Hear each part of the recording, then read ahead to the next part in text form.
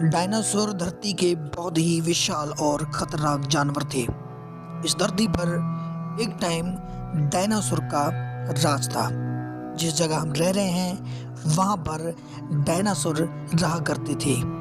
Dinosaur ने लगभग 14 करोड़ साल तक राज किया। डायनासोर की बहुत सारी प्रजातियां, जिसमें कुछ शाकाहारी थे, कुछ मांसाहारी थे।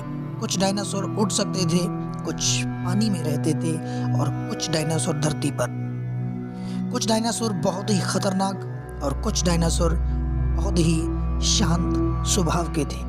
अक्सर हम लोग सोचते हैं कि इतना बड़ा जीव जो धरती पर राज करता था, आखिर वो कहाँ चला गया, आखिर उसके साथ क्या हुआ, आखिर वो कहाँ चले गए, आखिर उनके बाद इंसान का जन्म कैसे हुआ। तो चलिए करोड़ों साल पीछे हम चलते हैं और आपको बताते हैं कि डायनासोर के साथ क्या हुआ और इंसानों का जन्म कैसे हुआ। अगर वीडियो पे पहली बार आए तो प्लीज़ वीडियो को लाइक कर दीजिए, शेयर कर दीजिए, कमेंट करके बताना वीडियो कैसी लगी और चैनल को सब्सक्राइब कर लीजिए ताकि हम ऐसी और वीडियो आप तक लाते रहें। तो चलिए वीडियो स्टार्ट करते हैं। उस समय धरती का वातावरण बहुत ही अच्छा हुआ करता था।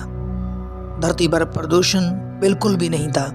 धरती का तापमान बहुत ही सुंदर और अच्छा था। चारों ओर डायनासोर ही डायनासोर, इंसान का नामो निशान तक नहीं था। लेकिन डायनासोर की किस्मत पहले से भगवान ने लिखी जा चुकी थी। उस समय अंतरिक्ष में से एक एस्ट्रॉइड का टुकड़ा धरती की तरफ आ रहा था।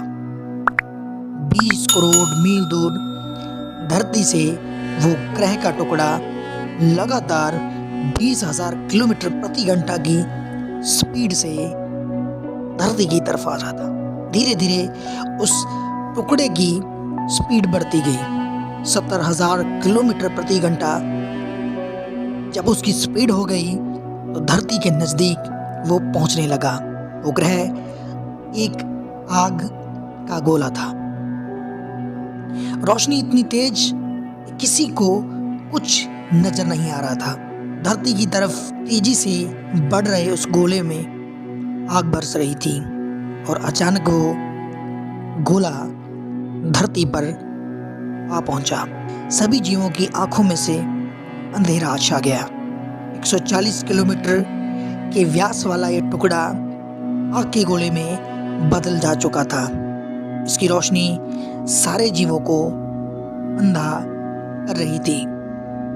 कुछ दिखाई नहीं दे रहा था, लेकिन सारे जीव उसकी गर्मी को महसूस कर रहे थे। ये ग्रह मैक्सिको की खाड़ी से टकराता है और 35,000 डिग्री सेल्सियस ऊर्जा वाले विस्फोट के साथ लाखों मैट्रिक टन धातु इस धरती पर आ गिरी और कुछ अंतरिक्ष में जा मिली। इतना भयानक विस्फोट हुआ, करीब 10 हाइड्रोजन बम के विस्फोट के बराबर। जिस जगह वो गिरा 180 किलोमीटर चौड़ा गड्ढा और 20 किलोमीटर लंबा गड्ढा हो गया। धरती पर चारों ओर आग ही आग। समुद्र में लहरें उठने लगी, समुद्र में सुनामी आ गई। धरती पर एक ज्वालामुखी उत्पन्न हो गया। जगह जगह डायनासोर और सारे जीवों का विनाश होना शुरू हो गया। धरती के विनाश की प्रक्रिया शुरू हो गई।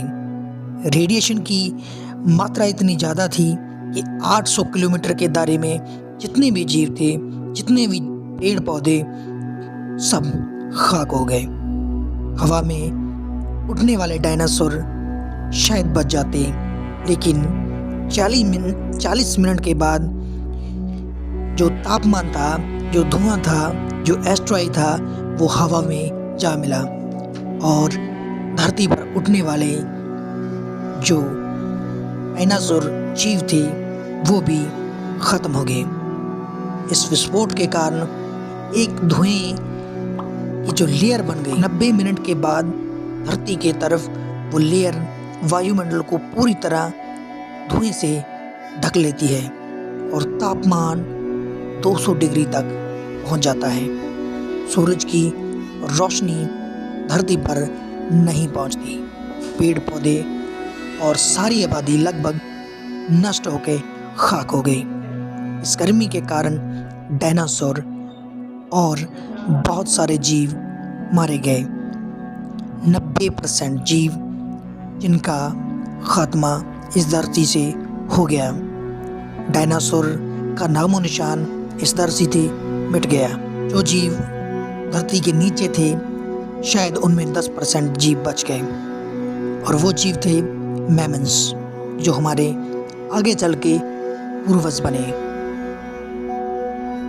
ये वो दिन था जो डायनासोर की ज़िंदगी का आखिरी दिन था और डायनासोर ने कभी सोचा नहीं था कि हमने करोड़ों साल राज किया और आज का दिन हमारे लिए विनाश बन जाएगा। आखिर इंसानों की उत्पत्ति कैसे हुई, आखिर इंसान का जन्म कैसे हुआ। हम नेक्स्ट वीडियो में नेक्स्ट एपिसोड में बात करेंगे, तो नेक्स्ट वीडियो देखना मत भूलिएगा। नेक्स्ट वीडियो में हम बताएंगे आखिर इंसान कैसे पैदा हुआ। वीडियो देखने के लिए आप लोगों का शुक्रिया। अगर चैनल पर पहली बार आए तो प्लीज़ चैनल को सब्सक्राइब कर लीजिए ताकि हम ऐसी वीडियोस आपके लिए अक्सर लाते रहें। वीडियो देखने के लिए शुक्रिया।